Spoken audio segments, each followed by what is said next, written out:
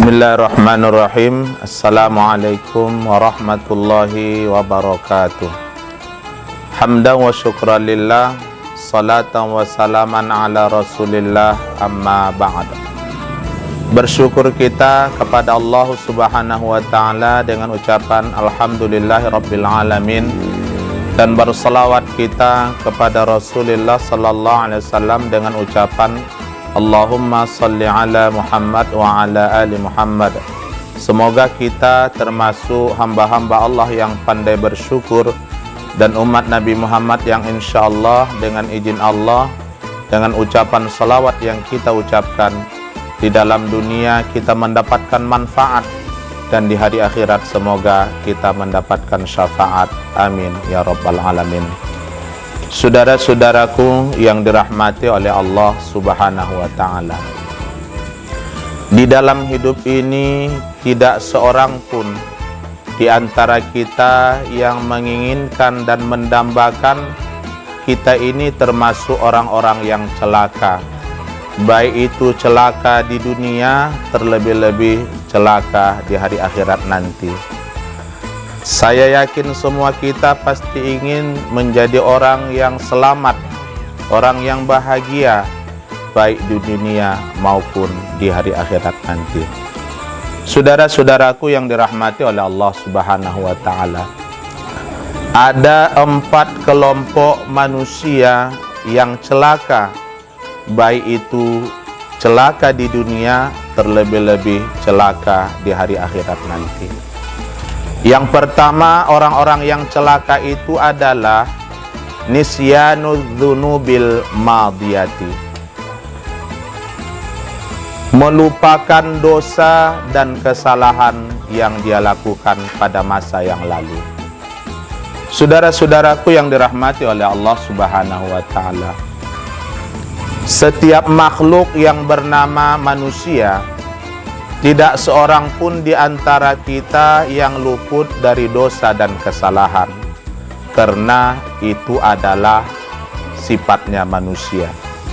Al-insanu mahallul khata' wan nisyan. Manusia itu tempatnya salah dan tempatnya lupa. Yang tidak pernah salah itu adalah malaikat, karena mereka adalah orang yang tidak pernah durhaka dan maksiat kepada Allah subhanahu wa ta'ala. Manusia yang baik bukanlah orang yang tidak pernah melakukan dosa dan kesalahan, tapi manusia yang baik adalah ketika dia melakukan kesalahan, dia berupaya dan berusaha untuk memperbaiki kesalahan tersebut dengan cara bertaubat kepada Allah subhanahu wa ta'ala. Tidak ada orang baik yang tidak punya masa lalu, dan tidak ada orang jahat yang tidak punya masa depan. Apalagi saat ini kita berada pada bulan suci Ramadan. Bahkan kita sudah berada pada fase yang kedua, yakni 10 yang kedua, yakni maghfirah atau keampunan dari Allah subhanahu wa ta'ala. Maka jangan sempat kita termasuk orang-orang yang merugi.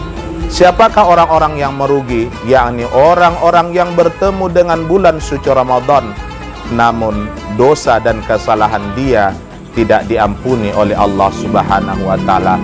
Mengapa dosa dan kesalahan tidak diampuni oleh Allah? Karena dia tidak mau beristighfar dan tidak mau bertaubat kepada Allah subhanahu wa ta'ala. Likulli da'in dawa'un wa dawa'udz dzunub al-istighfar. Bagi setiap penyakit ada obatnya, dan obatnya dosa adalah beristighfar atau meminta ampun kepada Allah subhanahu wa ta'ala. Maka yang pertama, orang yang celaka baik dunia dan akhirat adalah orang yang melupakan dosa dan kesalahan yang ia lakukan. Dosa kita jangan kita lupakan. Kenapa? Karena dosa kita itu tersimpan di sisi Allah subhanahu wa ta'ala. Karena apa? Karena ada malaikat yang ditugaskan untuk mencatat seluruh pekerjaan yang kita lakukan, apakah itu yang baik ataupun yang buruk. Maka dosa mari kita ingat agar kiranya kita mau bertaubat dan beristighfar kepada Allah subhanahu wa ta'ala. Yang kedua, saudara-saudaraku yang dirahmati oleh Allah, orang-orang yang celaka baik dunia maupun akhirat adalah dzikrul hasanatil madiyah, yakni orang-orang yang mengingat kebaikan yang dia lakukan pada masa yang lalu. Allah dan Rasul tidak ada menyuruh kita untuk mengingat setiap kebaikan yang kita lakukan, tapi Allah dan Rasul menyuruh kita untuk terus melakukan kebaikan sampai ruh kita berpisah dari jasad kita. Orang-orang yang mengingat kebaikan yang dia lakukan itu merupakan tanda bahwasanya amal kebaikan seseorang itu tidak diterima oleh Allah Subhanahu wa ta'ala. Dalam hidup ini ada dua yang boleh kita ingat, dan ada dua pula yang disuruh untuk kita lupakan. Yang pertama yang disuruh diingat itu adalah dosa dan kesalahan yang kita lakukan. Itu diperintahkan untuk diingat. Kenapa? Agar kiranya kita mau bertaubat dan memperbaiki diri. Yang kedua yang disuruh diingat itu adalah kebaikan orang kepada kita. Itu harus kita ingat, agar ada keinginan kita untuk melakukan hal yang sama, walaupun bukan terhadap orang yang berbuat baik kepada kita. Sementara yang disuruh dilupakan itu adalah kebaikan kita kepada orang, itu harus kita lupakan. Sebab kenapa? Ketika kita mengingat kebaikan yang kita lakukan, maka kita akan merasa sudah banyak kebaikan yang kita lakukan. Padahal kita tidak tahu, aqubilat aw ruddat, kebaikan yang kita lakukan apakah diterima atau bahkan ditolak oleh Allah Subhanahu wa ta'ala. Maka ketika kita melupakan kebaikan yang kita lakukan, maka di dalam hidup ini kita akan senantiasa berfastabiqul khairat, senantiasa berlomba-lomba dalam kebaikan. Tapi bila mana kita mengingat kebaikan tersebut, maka kita tidak akan pernah mau berlomba-lomba untuk melakukan kebaikan, tapi kita akan merasa sudah banyak kebaikan yang kita lakukan.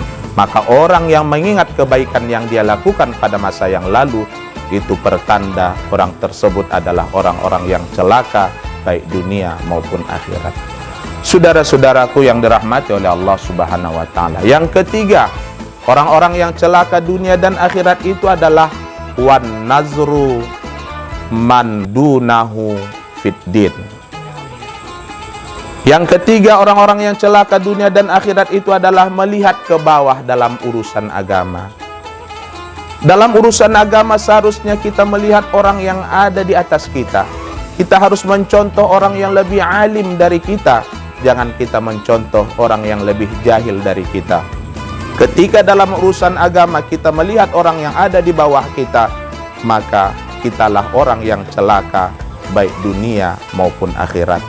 Yang terakhir, yang keempat, saudara-saudaraku yang dirahmati oleh Allah, tanda-tanda atau orang-orang yang celaka baik dunia maupun akhirat adalah wan nazru man fawqahu fid dunya, orang yang melihat ke atas dalam urusan dunia. Dalam urusan dunia seharusnya kita tidak melihat orang yang ada di atas kita, sebab ketika kita melihat orang yang ada di atas kita, maka di dalam hidup ini kita tidak pernah bersyukur kepada Allah Subhanahu wa ta'ala. Di dalam sebuah hadis yang diriwayatkan oleh Imam Bukhari dan Muslim, Rasulullah sallallahu alaihi wasallam ada bersabda, apabila kamu melihat seseorang dilebihkan dari segi harta dan bentuk, maka lihatlah orang yang ada di bawahmu. Maka ketika kita merasa sekarang kita orang yang miskin, lihat orang yang paling miskin di bawah kita, agar kiranya kita bersyukur. Jikalau kita merasa sekarang bentuk wajah kita tidak cantik, tidak gagah, maka lihat orang yang lebih jelek di bawah kita, agar kiranya kita bersyukur terhadap apa yang diberikan oleh Allah kepada kita. Maka yang keempat, orang yang celaka baik dunia maupun akhirat, dalam urusan dunia dia melihat orang yang ada di atasnya. Demikianlah tausiah Ramadan ini saya sampaikan, mudah-mudahan ada manfaatnya bagi kita sekalian. Akhirul kalam, nasrum minallah wa fathun qarib wa basyiril mu'minin. Assalamualaikum warahmatullahi wabarakatuh.